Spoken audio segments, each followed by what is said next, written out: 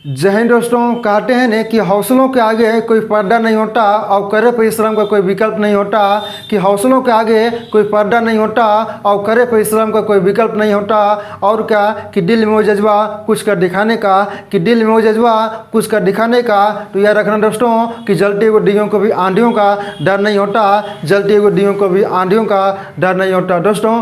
तो आज की इस वीडियो में मैथ के कुछ स्पेशल क्वेश्चन को इस वीडियो में शामिल किए हैं दोस्तों, और ध्यान रहे कि उन्हीं प्रश्नों को इस वीडियो में शामिल किए हैं जिनके एग्जाम में आने की संभावना सबसे अधिक हो दोस्तों। इसलिए आपसे इस रिक्वेस्ट है कि इस वीडियो में बने रहिएगा दोस्तों, और साथ ही साथ सारे प्रश्न को अपने आप से भी सोल्व करने का प्रयास जरूर कीजिएगा दोस्तों। तो आइए हम बारी बारी से सारे प्रश्न को सोल्व करते हैं, जिसमें दोस्तों आपको स्क्रीन पर ये पहला प्रश्न है। ध्यान दें, सभी लोग प्रश्नों को एक बार पढ़ कर समझने का प्रयास कीजिएगा। प्रश्न कह रहा है, यदि पिता और उसके पुत्र की वर्तमान आयु क्रमशः 48 वर्ष और 28.8 वर्ष है दोस्तों। तो ध्यान दें, कह रहा है कि पिता अपने पुत्र से कह सकता है कि जब तुम पैदा हुए थे तब मेरी आयु तुम्हारी वर्तमान आयु का कितना गुनी थी दोस्तों। ये हम सभी को बताना है। ध्यान दें, यानी कि यहाँ पे पिता और पुत्र की चर्चा हो रहा है। ध्यान दें, जिसमें दोस्तों यहाँ पे पिता की आयु दिया हुआ है, ध्यान दें 48 वर्ष है, और पुत्र की आयु दिया हुआ है 28.8 वर्ष दोस्तों। पिता कह रहा है कि जब तुम पैदा हुए थे, ध्यान दें कि जब तुम पैदा हुए थे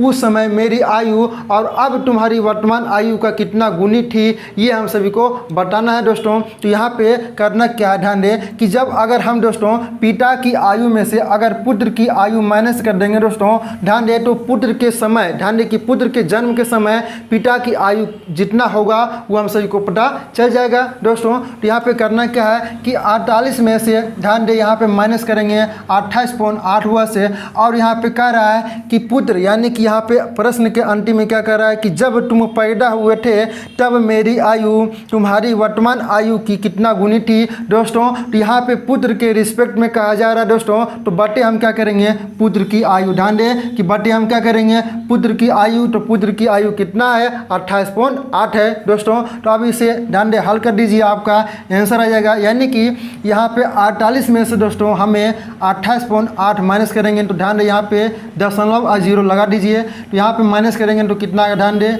यहाँ पे ध्यान दें दोस्तों, तो 2 हो गया, और यहाँ पे 9 होगा, और यहाँ पे 1 होगा, यानी कि 19.2 आ गया, और नीचे में कितना है 28.8 है दोस्तों। तो यहाँ पे ध्यान दें इस दशमलव से ये दशमलव कैंसिल हो गया दोस्तों। अब यहाँ पे कटा लीजिए, ध्यान दें यहाँ से कटाइए दोस्तों। ध्यान दें यहाँ पे 4 सत्ते 28 है, ध्यान दें 4 सत्ते 28 है, 4 दूनी 8 है, और 4 चौक 16, और 4 अठी 32 है। ध्यान दें अब यहाँ पे कटा लीजिए दोस्तों, ध्यान दें बार, हाँ 12 चौक 48 है, और 12 छक 72 है, 8 2 दूनी 4 है, 8 2 तिहाई 6। तो हम कह सकते हैं कि 2/3 आ गया, यानी कि 2 तिहाई है दोस्तों। यानी कि ध्यान दें कि पुत्र के जन्म के समय पिता की जो आयु होगा वो 2 तिहाई होगा। सॉरी, पुत्र के जन्म के समय पिता की आयु और अब पुत्र की वर्तमान आयु का 2 तिहाई होगा दोस्तों। यानी कि 2 तिहाई देखेंगे किस ऑप्शन में है, तो हमारा ऑप्शन नंबर बी में दिया हुआ, यानी कि इस प्रश्न का जो करेक्ट आंसर होगा दोस्तों वो आपका ऑप्शन नंबर बी होगा। और उम्मीद करता हूं दोस्तों कि जब कभी भी अगर इस टाइप का प्रश्न आएगा तो उसे आप आसानी से सोल्व कर लेंगे दोस्तों। चलिए हम अगले प्रश्न की ओर चलते हैं। अगला प्रश्न क्या है दोस्तों, आपके सामने यह सेकंड प्रश्न है, और इसमें आप सभी को बताना है दोस्तों कि एक्स क्यू और माइनस से वाई क्यू का मान क्या होगा दोस्तों। ध्यान दें, तो बहुत ही सिंपल सा प्रश्न है। उम्मीद करता हूं कि आप सभी से ये प्रश्न बन गया होगा दोस्तों। तो ध्यान दें यहाँ पे करना क्या है कि एक्स और वाई का मान निकालना होगा, तो ही हम एक्स क्यू और माइनस से वाई क्यू का मान हम निकाल सकते हैं दोस्तों। तो जिसमें कि एक्स प्लस वाई का मान दिया हुआ है 3 और एक्स वाई का मान दिया हुआ है 2 दोस्तों। तो यहाँ पे हम ध्यान दें कि यहाँ पे एक्स प्लस वाई, यानी कि एक्स का मान यहाँ पे अगर हम 2 लें, ध्यान दें, और y का मान अगर हम 1 लेंगे दोस्तों, यहाँ पे x प्लस वाई करेंगे तो हमारा 3 आ जाएगा। और यहाँ पे अगर ध्यान दें x का मान 2 लेंगे और y का मान 1 लेंगे दोस्तों, यहाँ पे जब 2 गुने 1 करेंगे तो कितना आएगा, 2 आएगा। तो यहाँ से निकल के क्या आएगा दोस्तों कि x का मान हमारा हो गया, ध्यान दें 2, और y का मान हमारा हो गया, ध्यान दें 1, ध्यान दें 1 हो गया।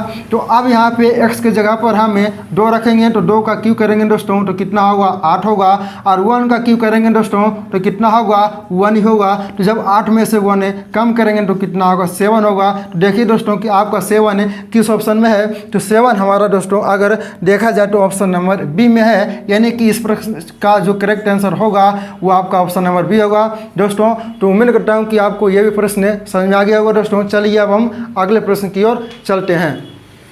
दोस्तों आपको सामने ये अगला प्रश्न है, सभी लोग प्रश्नों को एक बार पढ़ कर समझने का प्रयास कीजिएगा। प्रश्न कर रहा है, ध्यान दे कि भूमि का एक त्रिभुजाकार भाग जिसकी भुजाएं क्रमशः 72 मीटर, 30 मीटर और 78 मीटर है को 20 पैसे प्रति वर्ग मीटर की दर से समतल करने के लिए लागत कितनी रुपया लगेगी, ये हम सभी को बताना दोस्तों। तो ध्यान दे यहाँ पे भुजा कितनी कितनी दिया हुआ, ध्यान दे पहला भुजा है दोस्तों 72 मीटर, ध्यान दे दूसरा भुजा है 30 मीटर और तीसरा भुजा है 78 मीटर दोस्तों, ध्यान दे। तो यहाँ पे हम सभी को पहले चेक करना होगा क्या यहाँ पे समकोण त्रिभुज तो नहीं है। ध्यान दे दोस्तों, अगर समकोण त्रिभुज रहेगा तो हम आसानी से इसका क्षेत्रफल निकाल सकते हैं। तो ध्यान दे यहाँ पे पहले हम सभी को चेक करना होगा दोस्तों। तो करना क्या है कि यहाँ पे ध्यान दे कि यहाँ पे छोटे संख्या के रूप में इसे कन्वर्ट करना होगा। तो पहले कटा लीजिए। तो यहाँ पे दोस्तों अगर 3 से कटाएंगे, ध्यान दे तो 3 से दोस्तों ध्यान दे कि 24 तिहाई 72 है और 3 से ये 10 बार में है और 26 तिहाई 78, ध्यान दे।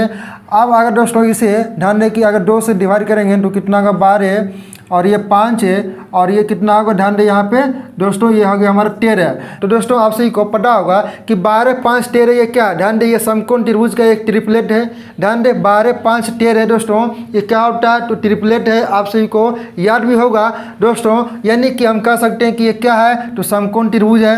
यानी कि समकोण त्रिभुज का क्षेत्रफल क्या होता है, ध्यान दे हाफ गुने आधार गुने ऊंचाई दोस्तों, यानी कि जो सबसे बड़ी भुजा होगा वो हमारा क्या होगा, वो कर्ण होगा दोस्तों। तो कर्ण से हमारा लेना देना नहीं है क्योंकि यहाँ पे आधार गुने ऊंचाई होता है। तो मान लीजिए कि आधार ये है तो ऊंचाई ये होगा, अगर ऊंचाई ये है तो आधार ये होगा दोस्तों। तो हाफ गुने आधार तो यहाँ पे कितना है 72 है, ऊंचाई कितना है दोस्तों, ध्यान दे यहाँ पे 30 है और यहाँ पे ध्यान दे कि 20 पैसे, ध्यान दे कि 20 पैसे वर्ग मीटर दोस्तों। तो यहाँ पे 20 पैसे है तो इसे रुपया में कन्वर्ट करने के लिए 100 से भाग करना होगा। तो इसे कटा लीजिए, आपका आंसर निकल के चले आएगा।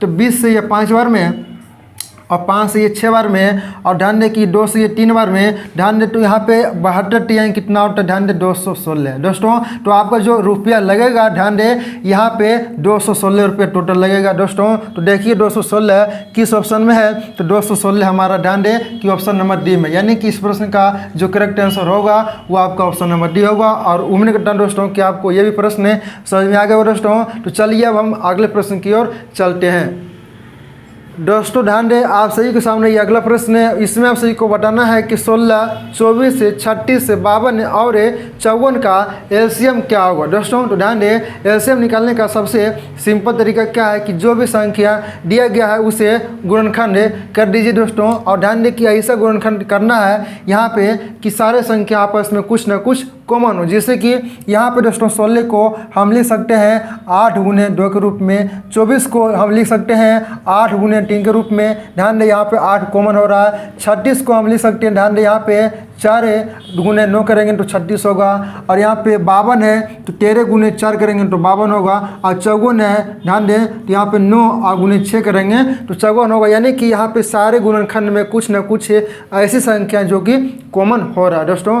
तो अब यहाँ पे करना क्या है, 8 कॉमन ले सकते हैं दोस्तों। ध्यान दें जैसे कि यहाँ पे अगर समझने का सबसे सिंपल तरीका दोस्तों क्या है कि जैसे कि अगर भोज का निमंत्रण आता है दोस्तों, ध्यान दें तो उसमें सबसे आगे कौन रहता है, बड़ा भाई। ध्यान दें कि सबसे बड़ा भाई, यानी कि अगर जो उसका छोटा भाई है वो नहीं भी जाएगा तो काम चल जाएगा, लेकिन बड़ा भाई को जाना अनिवार्य है। इसीलिए जैसे कि हम यहाँ पे 8 ले लिए तो 8 के अंदर 2 भी आ गया हमारा और 4 भी आ गया, यानी कि अब 2 और 4 नहीं भी जाएगा तो भी काम चल जाएगा दोस्तों। तो 8 यहाँ पे ले लिए।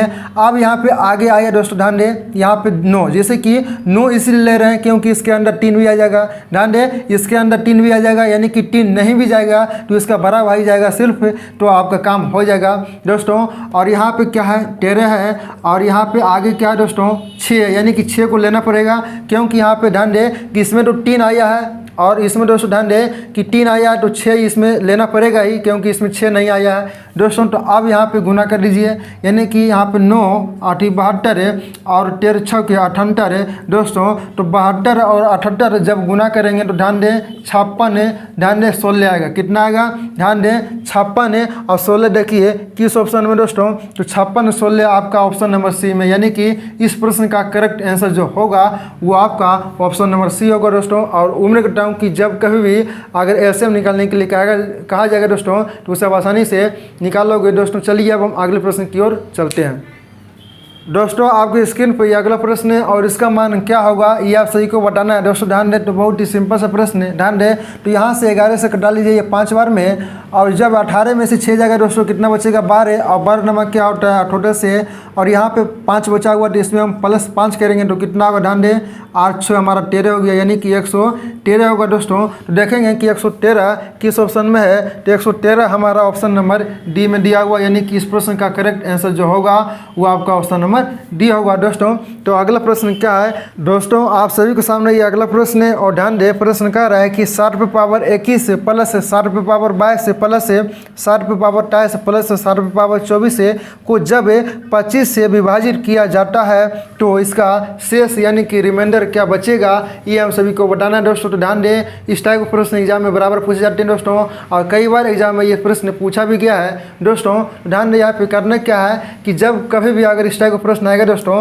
तो हम यहाँ पे ध्यान दें कि आसानी से 60 पे पावर 21 हम कॉमन ले सकते हैं। ध्यान दें क्योंकि 60 पे पावर 21 से सारे में कॉमन हो रहा है, तो यहाँ पे बचेगा हमारा 1 है और यहाँ पे बचेगा 60 है और यहाँ पे 60 का स्क्वायर यानी कि यहाँ पे बच जाएगा 49 है और यहाँ पे 60 का क्यूब बचेगा दोस्तों, यानी कि यहाँ पे 60 का क्यूब कितना होता है तो आप सभी को पता होगा। ध्यान दें यहाँ पे 200 343 होता है, 60 का क्यूब कितना होता है 343 होता है और इससे भागा करना है 25 से दोस्तों।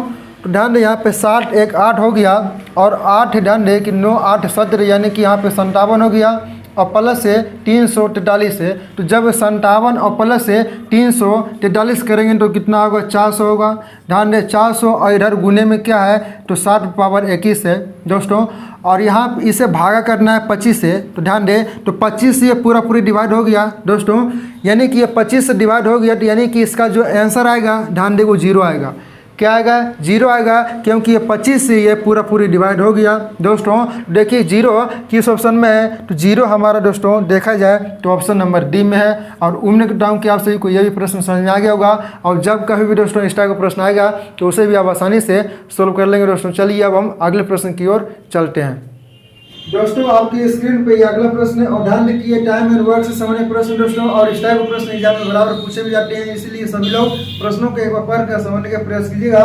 प्रश्न कह रहा है कि रंजीत किसी कार्य को 25 दिनों में पूरा कर सकता है जबकि अंजी इसे 20 दिनों में समाप्त कर सकता है। वे 5 दिन तक एक साथ कार्य करते हैं और फिर रंजीत छोड़ देता है, तो अंजी शेष काम को खत्म करने में कितना दिन लगाएगा, ये हम सभी को बताना है। यानी दोस्तों यहाँ पे 2 व्यक्ति काम कर रहा है जिसमें कि एक का नाम है रंजीत और दूसरा का नाम है अंजी दोस्तों। यानी कि यहाँ पे रंजीत जो है दोस्तों इस काम को ध्यान दें कि 25 दिनों में खत्म करता है और अंजी इसी काम को 20 दिनों में खत्म करता है। यानी दोस्तों ये जो रेशियो है ये क्या है, ये समय का रेशियो है। आप निकालना दोस्तों यहाँ पे स्पीड है या कह सकते हो कि कार्य क्षमता।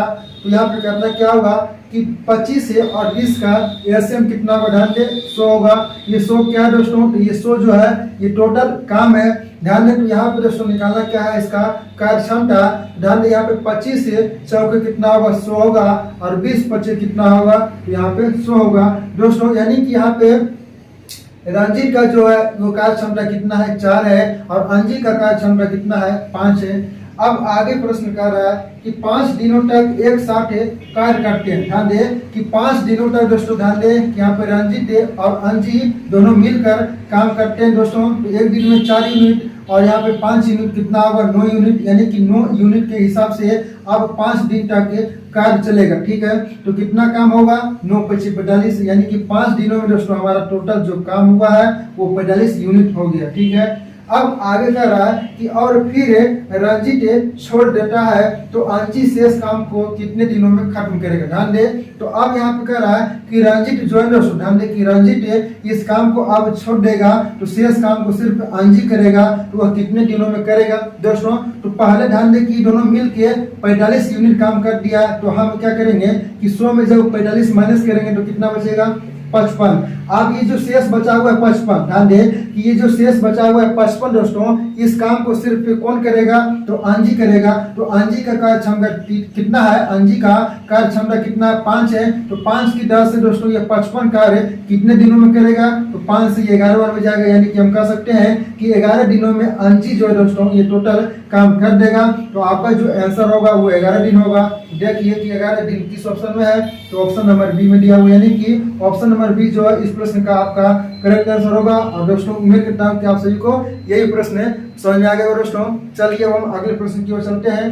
दोस्तों आपके सामने ये अगला प्रश्न है, ध्यान दें। प्रश्न कह रहा है कि एक समांतर चतुर्भुज PQRS जिसकी भुजाएं क्रमशः ध्यान दें कि 8 सेंटीमीटर और 12 सेंटीमीटर है, ठीक है। और इसमें दोस्तों ध्यान दें कि 10 सेंटीमीटर की एक विकर्ण भी है, तो हम सभी को निकालना है कि दूसरा, ध्यान दें कि दूसरे विकर्ण की लंबाई कितना होगा लगभग में, ये हम सभी को बताना है दोस्तों। यहाँ पे यानी कि प्रश्न का कहने का मतलब ये है कि दो भुजा दिया हुआ है और एक विकर्ण भी दिया हुआ है, तो दूसरा विकर्ण क्या होगा उसका मान निकालना है दोस्तों। तो इसका दोस्तों फॉर्मूला होता है, आप सभी को पता होना चाहिए। ध्यान दें यहाँ पे D1, ध्यान दें कि D1 का स्क्वायर प्लस D2, यानी कि कह सकते हैं कि पहला विकर्ण प्लस दूसरा विकर्ण, ध्यान दें, और यहाँ पे बराबर 2 इंटू पहला भुजा का स्क्वायर प्लस दूसरा भुजा का स्क्वायर। ध्यान दें यहाँ पे पहला विकर्ण का स्क्वायर प्लस दूसरा विकर्ण का स्क्वायर बराबर 2 इंटू पहली भुजा का स्क्वायर प्लस दूसरी भुजा का स्क्वायर करना है दोस्तों।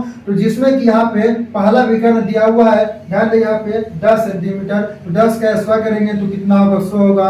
और ध्यान दें दूसरा विकर्ण हम सभी को निकालना है, तो D2 का स्क्वायर करेंगे और 2 इंटू जिसमें कि यहाँ पे पहली भुजा कितना है तो 8 है, ध्यान दें कि 8 सेंटीमीटर है, तो 8 का वर्ग करेंगे तो कितना होगा 64 होगा। दूसरी भुजा यहाँ पे 12 है, तो 12 का ध्यान दें कि 12 का वर्ग करेंगे तो कितना होगा 144 होगा। ध्यान दें तो अब दोस्तों अगर इसे हम जोड़ेंगे तो कितना होगा, ध्यान दें यहाँ पे 8 हो गया और 6 4 10 है और यहाँ पे 2, यानी कि 208 हो गया, लेकिन इसमें 2 गुना है, तो जब अगर दोस्तों इसे हम 2 गुना करेंगे तो कितना होगा, ध्यान दें 416 होगा, सॉरी 416 होगा।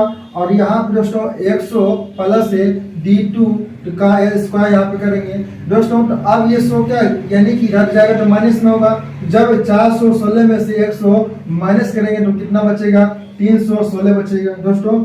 और यहाँ पे D2 का ध्यान दें कि D2 का स्क्वायर है और इसके बराबर दोस्तों 316 आया है, तो स्क्वायर से दोस्तों यहाँ पे रूट चलेगा दोस्तों। तो ध्यान दें 316 आप देखेंगे कि किस संख्या का वर्ग होता है, या यहाँ पे दोस्तों लगभग में पूछा है, तो ध्यान दें 316 नहीं, तो यहाँ पे ध्यान दें कि 19 का, ध्यान दें यहाँ पे 316 नहीं होता, 18 का कितना होता है 324 होता है, 18 का वर्ग कितना होता है 324 होता है, लेकिन यहाँ पे 316 लिखा गया है दोस्तों, तो हम यहाँ पे लिख सकते हैं 17 पॉइंट, ध्यान दें कि 17.8 के लमसम में दोस्तों आपका ऑप्शन दिया होगा। ध्यान दें तो 17.8 के लगभग में दोस्तों देखिए किस ऑप्शन में है, तो आपका ऑप्शन नंबर डी में दिया हुआ, यानी कि इस प्रश्न का जो आंसर होगा दोस्तों वो आपका ऑप्शन नंबर डी होगा। और उम्मीद करता हूं दोस्तों कि आप सभी को यह भी समझ में आ गया होगा दोस्तों। ध्यान दें कि 18 का वर्ग, ध्यान दें कि 324 होता है, लेकिन यहाँ पे 316 है, तो हम 17.8 लमसम में आंसर कर सकते हैं। तो यह भी प्रश्न आपको समझ में आ गया होगा दोस्तों। चलिए अब हम अगले प्रश्न की ओर चलते हैं दोस्तों। आपके सामने ये अगला प्रश्न है, ध्यान दें ये भी बहुत ही सिंपल सा प्रश्न है। इसमें कह रहा है कि दो सह अभाज्य संख्या जिसमें कि a और b का लघुत्तम समवर्तक क्या होगा, ये हम सभी को बताना दोस्तों। तो सहअभाज्य क्या होता है, ध्यान दें कि सहअभाज्य का मतलब क्या कि दोनों संख्याओं का गुना ही हमारा एलसीएम होगा। जैसे कि यहाँ पे दिया हुआ है a और b, तो इसका आंसर क्या होगा, इसका आंसर होगा एलसीएम जो होगा वो a भी होगा। जैसे कि मान लीजिए कि दूसरा, मान लीजिए कि कोई संख्या यहाँ पे सहअभाज्य, जैसे कि 3 है और ध्यान दे कि 5 है दोस्तों। तो इसका जो एलसीएम होगा ध्यान दे वो कितना होगा, 15 होगा दोस्तों। आप कुछ भी मान सकते हैं, जैसे कि 7 है और 5 है, तो इसका जो एलसीएम होगा वो कितना होगा, 35 ही होगा। ध्यान दे, यानी कि सहभाज्य का मतलब क्या कि दोस्तों ऐसी संख्या जो अपने आप से भी कटे, स्वयं से कटे और अपने आप से भी कटे, वो हमारा सहभाज्य होगा। और उसका दोस्तों ध्यान दे कि गुणनफल ही हमारा एलसीएम होता है दोस्तों। तो वही यहाँ पे कहा है कि ए और बी जो कि सहभाज्य है, तो इसका एलसीएम क्या होगा, तो हमारा ए बी होगा। तो ए बी देखिए किस ऑप्शन में है, ए बी हमारा ऑप्शन नंबर सी में दिया हुआ है दोस्तों। तो ये भी प्रश्न आप सभी को समझ में आ गया होगा दोस्तों। चलिए अब हम अगले प्रश्न की ओर चलते हैं। अगला प्रश्न क्या है, सभी लोग पढ़कर समझने का प्रयास कीजिएगा दोस्तों। आप सभी के सामने ये अगला प्रश्न है, ध्यान दे। प्रश्न कह रहा है कि एक लंबे वृत्तीय शंकु की ऊंचाई और तिरछी ऊंचाई क्रमशः 24 सेंटीमीटर और 25 सेंटीमीटर है, ठीक है। और इसमें कह रहा है कि पाई का मान 22/60 मानते हुए शंकु का वक्र पृष्ठ क्षेत्रफल क्या होगा, ये हम सभी को बताना दोस्तों। तो ध्यान दे, यहाँ पे आप सभी को बताना है कि शंकु का वक्र पृष्ठ क्षेत्रफल क्या होगा। तो दोस्तों आप सभी को बताना चाहिए कि शंकु का वक्र पृष्ठ क्षेत्रफल क्या होता है, तो पाई आर एल होता है। जिसमें दोस्तों ध्यान दे यहाँ पे दोस्तों ध्यान दे कि तिरछी ऊंचाई, ध्यान दे कि ऊंचाई और तिरछी ऊंचाई यहाँ पे दोस्तों दिया हुआ है 24 और 25। तो दोस्तों यहाँ पे ऊंचाई और तिरछी ऊंचाई क्या होता है, तो आप सभी को पढ़ना चाहिए कि मान लीजिए कि ये शंकु है दोस्तों, ये शंकु है और इसमें ये क्या होता है दोस्तों, ये ऊंचाई हो गया। ध्यान दे कि ये ऊंचाई हो गया, ये ऊंचाई जो है ना ये दोस्तों हमारा दिया हुआ कितना, तो ये दिया हुआ है 24 है और तिरछी ऊंचाई दिया हुआ है 25 से दोस्तों।